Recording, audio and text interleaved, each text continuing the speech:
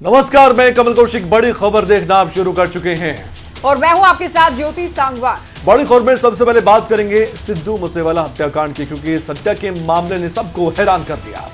बिल्कुल, मुख्यमंत्री के आदेश के बाद डीजीपी की ओर से साफ किया गया है कि मूसेवाला के कत्ल की सख्त शब्दों में निंदा करता हूं। चूंकि गैंगवॉर से जुड़ी बातें जो सामने आई थी उसके बाद ये क्लियर किया गया है कि मैंने गैंगवॉर जैसे शब्दों का या गैंगस्टर जैसे शब्दों का इस हत्या के मामले में जिक्र नहीं किया गया और दोषियों को जल्द गिरफ्तार करेगी पंजाब पुलिस। ये भी बात कही गई है, जल्द न्याय दिलवाया जाएगा, ये भी डीजीपी की ओर से अब कहा गया है।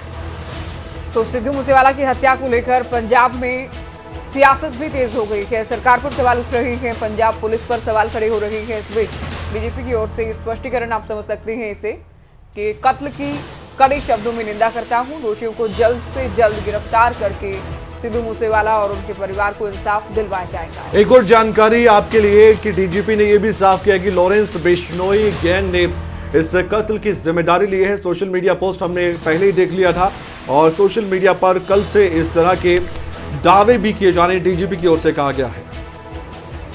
तो ये जानकारी आधिकारिक तौर पर अब दी गई है। मामले में एसआईटी का गठन कर दिया गया है। वरिष्ठ अधिकारी मानसा भेजे गए हैं। मामले में जांच पड़ताल जारी है और जांच में कत्ल के सारे पहलू की पड़ताल भी लगातार की जा रही है। डीजीपी की ओर से ये भी बात कही गई है। अब आगे बढ़ते हैं, सिद्धू मूसेवाला की हत्या से जुड़ी एक और बड़ी खबर हम आपको बताने जा रहे हैं। बिल्कुल, गैंगस्टर काला जठेड़ी और काला राणा से पूछताछ जारी है। दिल्ली पुलिस के स्पेशल सेल पूछताछ कर रही है। दोनों गैंगस्टर से पूछताछ में कई खुलासे किए गए और जल्दी पंजाब पुलिस की एक टीम भी दिल्ली जाएगी। तस्वीरें आप देख पा रहे हैं, इन तस्वीरों में बहुत कुछ देखने को मिला है, जिससे यह भी साफ है कि गाड़ी का पीछा करते हुए कुछ लोग नजर आ रहे हैं। और ये जिक्र जो किया था सिद्धू मूसेवाला के पिता ने। बिल्कुल, वो खुद भी बताया गया कि बुलेट प्रूफ गाड़ी में सवार होकर और जो सरकारी गनमैन थे दोनों उन्हें लेकर पहुंचे, लेकिन तब तक ये पूरी वारदात हो चुकी थी। और ये आवाज आप सुन सकते हैं, गोलियों की तड़तड़ाहट आप सुन सकते हैं, जिससे पूरा मानसा गूंज उठा। और आप कह सकते हैं कि सिद्धू मूसेवाला की हत्या के बाद का एक बड़ा अध्याय पंजाब सिंगिंग का खत्म हो चुका है। बिल्कुल, एक के बाद एक कई फायर किए गए हैं। सिद्धू मूसेवाला के जो समर्थक हैं उनको अभी भी यकीन नहीं हो रहा, वो सदमे में हैं इस पूरे हत्याकांड के बाद। लेकिन ये तस्वीरें भी वाकई में हैरान कर देती हैं कि मानसा में सरेआम कैसे बदमाशों के, या यूं कह लीजिए कि गैंगस्टर का जब नाम आ रहा तो गैंगस्टर्स कैसे खुलेआम घूम रहे हैं, यानी कि किसी भी सुरक्षा की गारंटी क्या पंजाब में अब नहीं रह गई है। इस तरह के सवाल अब पंजाब सरकार से पूछे जा रहे हैं। और ये सवाल इसलिए भी क्योंकि जैसे ही सिक्योरिटी कम की गई, हटाई गई, उसके एक दिन बाद ही सिद्धू मूसेवाला की हत्या को अंजाम दिया गया। बिल्कुल, सिद्धू मूसेवाला हत्याकांड के मामले में एक के बाद एक कई खबरें सामने आ रही है।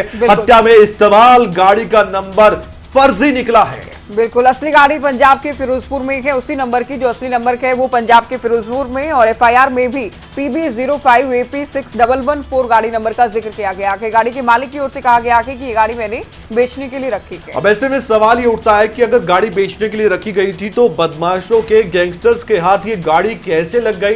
क्योंकि जैसा कि नंबर भी फर्जी था ये बताया गया, लेकिन फिर गाड़ी ट्रेस कर ली पंजाब पुलिस की ओर से, ये सब कुछ कर लिया गया था। लेकिन गाड़ी मालिक की ओर से कहा गया कि मैंने तो बेचने के लिए गाड़ी दी थी। लेकिन अब एक के बाद एक कड़ी जुड़ती जाएंगी और बहुत सी जानकारी आपके सामने भी है। इसके अलावा चंडीगढ़ में कांग्रेस का जोरदार विरोध प्रदर्शन। सेक्टर 39 की बात है, आम आदमी पार्टी कार्यालय के बाहर जोरदार प्रदर्शन किया गया। पुलिस और प्रदर्शनकारियों के बीच धक्का मुक्की भी हुई। साथ ही पुलिस ने प्रदर्शनकारियों को इस दौरान हिरासत में लिया। रिपोर्ट देखिए।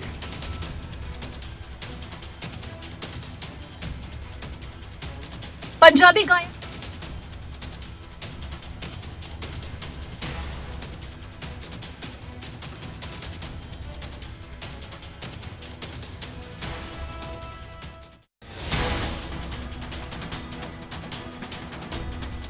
देखिए, प्रचार नहीं पंजाब की जनता की पुकार, ये सब कुछ कांग्रेस ने आज किया है। क्योंकि कांग्रेस के नेता भी थे और विधानसभा का चुनाव लड़ चुके थे सिद्धू मूसेवाला। हालांकि हार का सामना उनको करना पड़ा था, लेकिन इसके इतर उनकी सबसे बड़ी पहचान थी वो सिंगिंग ही थी, जो थे गायकी वो करते थे, लिखते थे।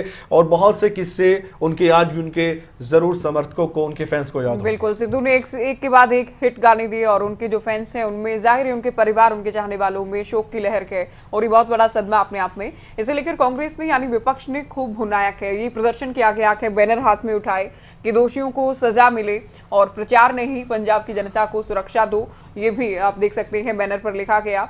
तो अब आम आदमी पार्टी मान सरकार निशाने पर आ गई है दूसरे विरोधी दलों के। बीजेपी भी कांग्रेस के साथ साथ बयानबाजी कर रही है। बिल्कुल ठीक कहा ज्योति आपने। जो प्रोटेस्ट हुआ है चंडीगढ़ में, उसको लेकर ये भी बात साफ हो चुकी है कि कांग्रेस अभी आम आदमी पार्टी की सरकार को और भी ज्यादा घेरने वाली है, क्योंकि जाहिर तौर पर उनके नेता भी थे और जाने माने सिंगर भी थे, चाहे देश हो चाहे विदेश हो, उनके फैंस हर जगह मौजूद हैं।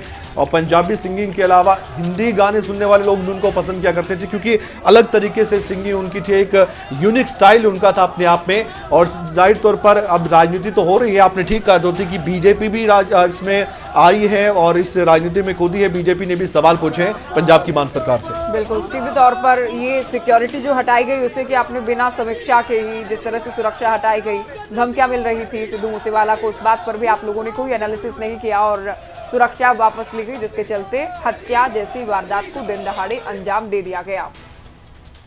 तो आपने देखा कि किस तरह से प्रोटेस्ट तो किया गया है, लेकिन साथ ही हम आपको सुनवाना भी चाहते हैं कि प्रोटेस्ट के बाद क्या कुछ कहा गया है।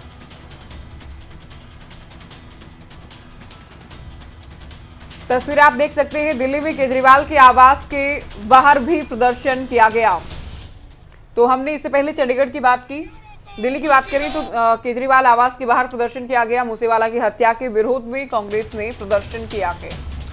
कांग्रेस के प्रदेश अध्यक्ष सुभाष चोपड़ा के नेतृत्व में यह प्रदर्शन हुआ था। आप देख सकते हैं दिल्ली हो चाहे चंडीगढ़ हो चाहे पंजाब हो, हर जगह कांग्रेस ने अपना प्रोटेस्ट शुरू कर दिया है। और सिद्धू मूसेवाला की हत्या के बाद गुस्से में हैं कांग्रेस के कार्यकर्ता भी।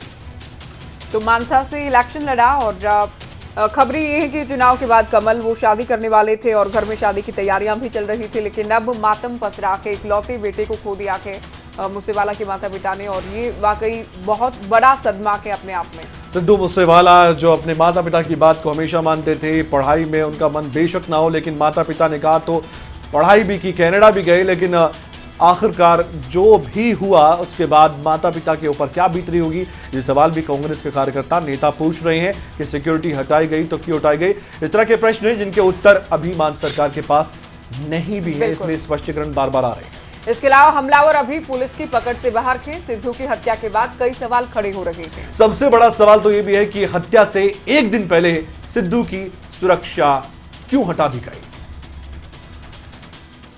पंजाबी गायक और रैपर सिद्धू मूसेवाला के कत्ल में नया खुलासा हुआ है। सूत्रों का कहना है कि सिद्धू की हत्या में जिन हथियारों का इस्तेमाल हुआ उनमें रूस निर्मित AN-94 असॉल्ट राइफल भी शामिल है।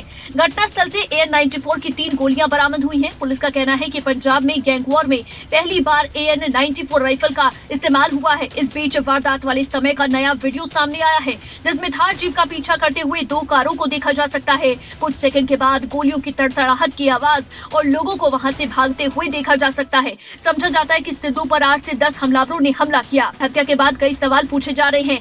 सबसे बड़ा सवाल ये है कि हत्या से एक दिन पहले की सुरक्षा में कटौती क्यों की गई। दूसरा, सिद्धू के पास बुलेट प्रूफ कार थी तो वो उसे छोड़कर थार से क्यों गए। बता दें कि इस सुरक्षा में 4 कमांडो तैनात रहते थे। पंजाब सरकार ने 2 सुरक्षा कर्मियों को वापस ले लिया। हमले के समय सिद्धू के साथ उनके सुरक्षा कर्मी नहीं थे, उनके साथ उनका एक दोस्त और चचेरा भाई था। इस हत्याकांड के बाद पंजाब, हरियाणा, हिमाचल प्रदेश और दिल्ली में पुलिस अलर्ट पर है। चलो इस बीच बड़ी खबर आपको बता दें, यूपीएससी 2021 का रिजल्ट आउट हो गया। ये बड़ी खबर इस वक्त की। और एक और बड़ी जानकारी, श्रुति शर्मा ने यूपीएससी में टॉप कर लिया है। और इससे भी बड़ी बात यह कि टॉप 3 पर लड़कियों का कब्जा है इस बार कमल। ये वाकई बहुत बड़ी बात अपने आप में। ये गर्व की बात है आपके लिए भी ज्योति है, और वाकई में हमारी जो लड़कियां उन्होंने बाजी मार ली है। श्रुति शर्मा ने यूपीएससी में टॉप किया। टॉप 3 में कोई लड़का नहीं है, बल्कि 1, 2, 3 तीनों नंबर पर लड़कियों ने बाजी मार ली है। तो इससे पहले आपने स्कूल या कॉलेज के परीक्षा परिणाम में देखा होगा और पढ़ा भी होगा कि लड़कियों ने बाजी मारी, लेकिन इस बार यूपीएससी में भी लड़कियों ने बाजी मारी है। पहली 3 लड़कियां हैं जिन्होंने देश भर में टॉप किया है यूपीएससी की परीक्षा में। और इन लड़कियों ने ये भी एक प्रेरणा दे दी है कि अगर आप मन में कुछ भी ठाने तो आप कर सकते हैं। यूपीएससी 2021 का रिजल्ट घोषित हो चुका है। यूपीएससी आप जानते हैं कि ये कैसा एग्जाम है, ये तो अंतर्राष्ट्रीय स्तर पर भी काफी सुर्खियों में रहता है, ऐसा नहीं है। और यूपीएससी को पास करना बहुत बड़ी चुनौती होती है। तो देश की सबसे कठिन परीक्षा में अंकिता अग्रवाल दूसरे नंबर पर और श्रुति शर्मा पहले नंबर पर, ही हमने पहले भी बात की। और गाविनी तीसरे नंबर पर रही हैं, तीसरे नंबर पर ये टॉपर रही हैं। तो टॉप 3 के नाम हमने आपको बताए हैं। हालांकि जिन बच्चों ने, जिन अभ्यर्थियों ने ये क्लियर भी किया है उनको भी बधाई। ये बहुत बड़ी बात है क्योंकि बहुत कठिन ये परीक्षा तो इस परीक्षा को पास करना या रैंकिंग में आना, अच्छा रैंक हासिल करना, ये वाकई काबिल तारीफ। बिल्कुल, इस रिजल्ट के बाद अभी सभी जानने के लिए उत्सुक होंगे कि उनका नंबर कितने पे आए। खासकर स्टेट्स और जो राज्य हैं वो भी अपने आप में गौरवान्वित महसूस करते हैं अगर वहां से कोई भी यूपीएससी टॉपर आता है जाहिर तौर पर। अब ये देखने वाली बात होगी श्रुति शर्मा कौन से स्टेट से आती है। तो बड़ी खबर, यूपीएससी परीक्षा परिणाम घोषित हो गया है। श्रुति शर्मा टॉपर रही है, देश भर में इन्होंने टॉप किया है और टॉप 3 भी इस बार लड़कियां ही हैं।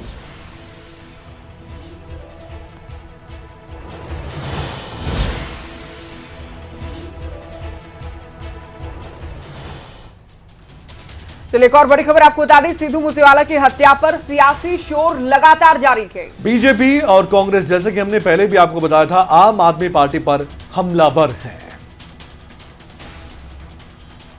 नहीं, बड़ा पाप कर रहे हैं। कभी आज से पहले आपने सुना है कि कभी कोई स्टेट का मुख्यमंत्री आप सिक्योरिटी देंगे नहीं देंगे, किसकी लेंगे, ये आपका प्रेरोगेटिव है, सरकार देखे और पुलिस देखे। लेकिन आप ये जन तक नहीं कर सकते कि हमने इससे विड्रॉ कर लिया और इसको गोली मार दो। और कल डीजीपी कह रहे थे भरवा कि सिद्धू मूसेवाला को अपनी बुलेट प्रूफ गाड़ी थी प्राइवेट उनके पास, वो लेकर नहीं गए। जब डीजीपी साहब को इतना कुछ पता है कि उसको बुलेट प्रूफ गाड़ी में ट्रैवल करना चाहिए, अगर वो ऐसा एंटिसिपेट कर रहे हैं, तो आप जानते हैं बुलेट प्रूफ गाड़ी वाले के पास Z+ सिक्योरिटी होती है। तो आपने तो उनकी और Z+ सिक्योरिटी में 36 लोग होते हैं और आपने उनके तो जो 8 लोग थे वो भी विड्रॉ कर दिए।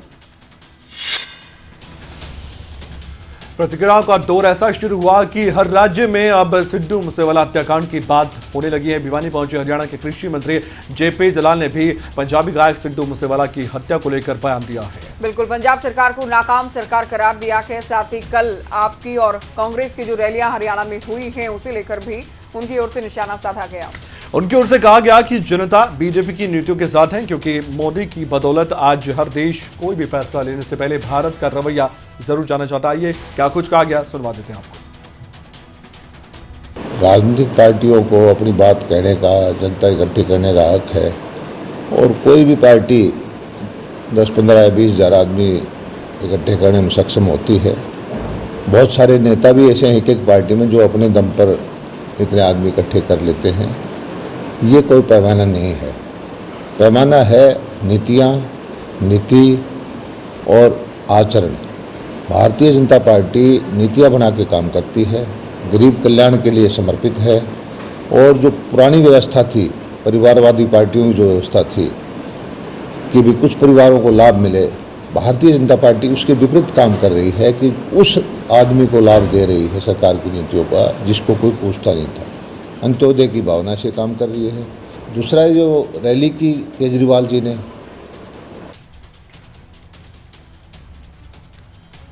वहीं बच्चों के बैंक खातों में पीएम केयर्स फंड से छात्रवृत्ति भेजी गई है। प्रधानमंत्री नरेंद्र मोदी ने यह कहा है कि सरकार अनाथ बच्चों के साथ खड़ी है।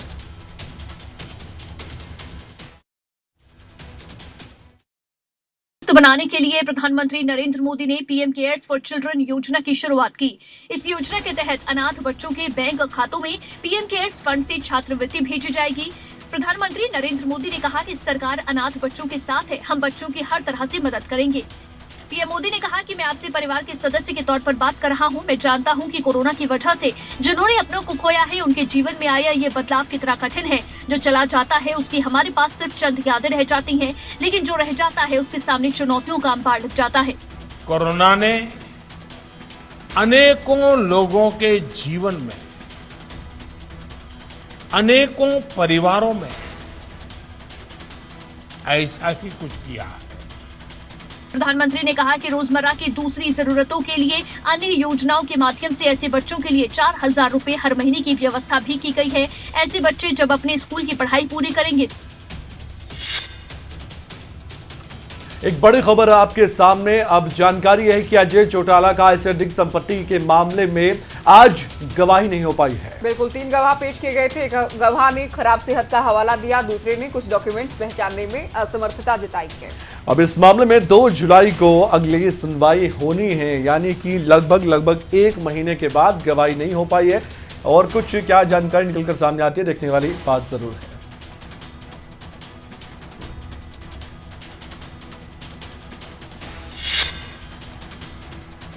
तो अजय चौटाला पर आय से अधिक संपत्ति के मामले में आज कोई गवाही नहीं हो पाई।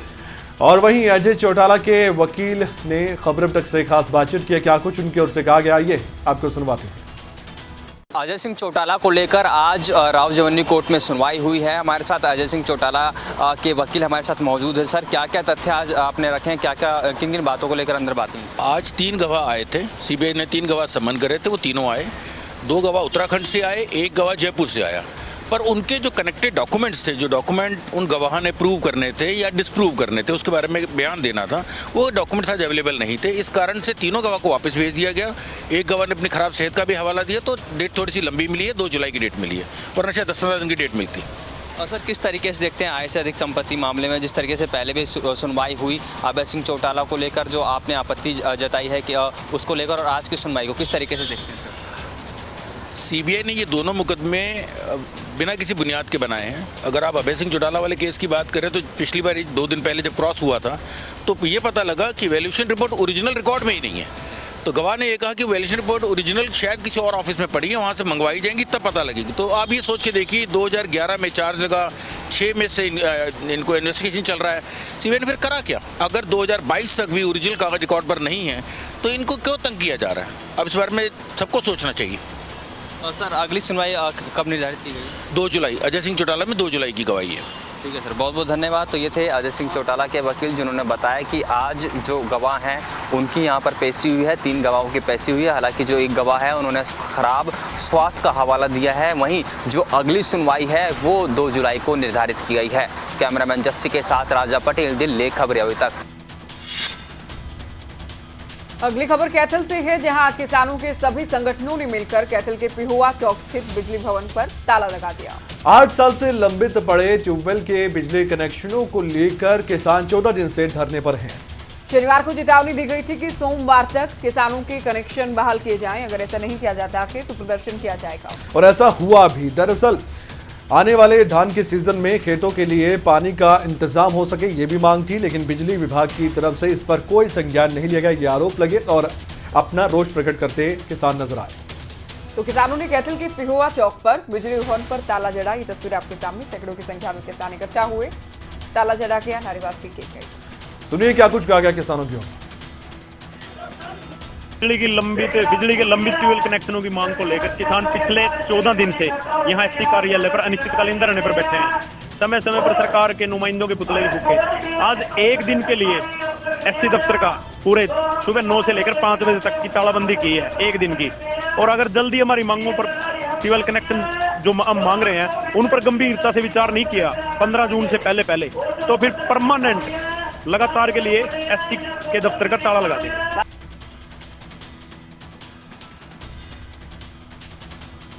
वहीं चंडीगढ़ में कांग्रेस विधायक दल की बैठक से पहले हमारे संवाददाता राजा पटेल ने हरियाणा कांग्रेस के प्रभारी विवेक बंसल से खास बातचीत की। आइए वो बातचीत आपको सुनवाते हैं। कांग्रेस प्रभारी विवेक बंसल जी हमारे साथ मौजूद हैं। सर, चंडीगढ़ में आज मीटिंग है, राज्यसभा उम्मीदवारों की आप लोगों ने घोषणा कर दी है और जिस तरीके से निकाय चुनाव को भी आज फैसला आ जाएगा, किस तरीके से देखते हैं सर आप? देखिए, निकाय चुनाव का फैसला जो भी है अभी हम लोगों के सामने, सबसे पहले तो आज नामांकन चूँकि राज्यसभा उम्मीदवार का भरा जाना है, पर्चा भरा जाना है, तो उसको लेके आज सीएलपी की बैठक है और उसके पश्चात इस बात का भी निर्णय लेंगे कि हम लोगों को जो आगामी निकाय चुनाव के संदर्भ में क्या करना है। तो आज या कल में आपको अवगत करा दिया जाएगा कि कहाँ हम लोग खड़े हैं, कैसे क्या करना है। सर, प्रदेश में बीजेपी जेजेपी गठबंधन से सरकार चल रही है, पर बीजेपी ने ऐलान किया है कि हम अकेले चुनाव लड़ेंगे। किस तरीके से देखते हैं सर आप उसको? देखिए, ये अपने आप में ये तो बीजेपी की जो ख़ास तौर से जो उनकी एक स्वार्थवश कहिए या जो अपॉर्चुनिस्टिक राजनीति है, अवसरवाद की राजनीति है, उसको दर्शाता है। सत्ता में जब आना होता है तब एन केन प्रकेन चाहे कितनी भी विपरीत आपकी उनसे नीति हो, वो उसको आप साथ ले लेते हैं। आज अब पता नहीं क्या संदेश इसके पीछे, क्या स्वार्थ, क्या निहित है इसके पीछे, इस रणनीति के पीछे अलग अलग लड़ने का, ये मेरी समझ से बाहर है।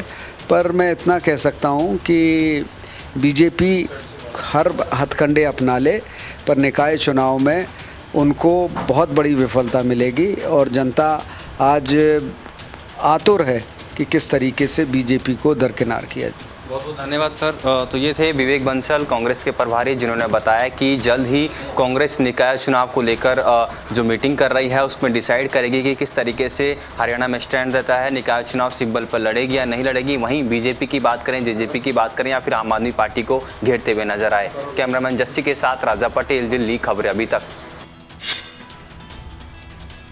देश की दूसरी सबसे बड़ी नदी कही जाने वाले यमुना की तस्वीरें आप देखेंगे तो आप हैरान रह जाएंगे। बिल्कुल, जो कि आजकल नाले में तब्दील होती नजर आई है। कई राज्यों की लाइफलाइन कही जाने वाली यमुना में आज पशुओं के पीने तक का पानी नहीं है। अगर है भी तो वो पूरी तरह से बिल्कुल खराब हो चुका है। यमुना नदी इलाके में किसान खेती करने लगे हैं, लेकिन पानी की कमी के कारण वहां भी मायूसी हाथ लग रही है।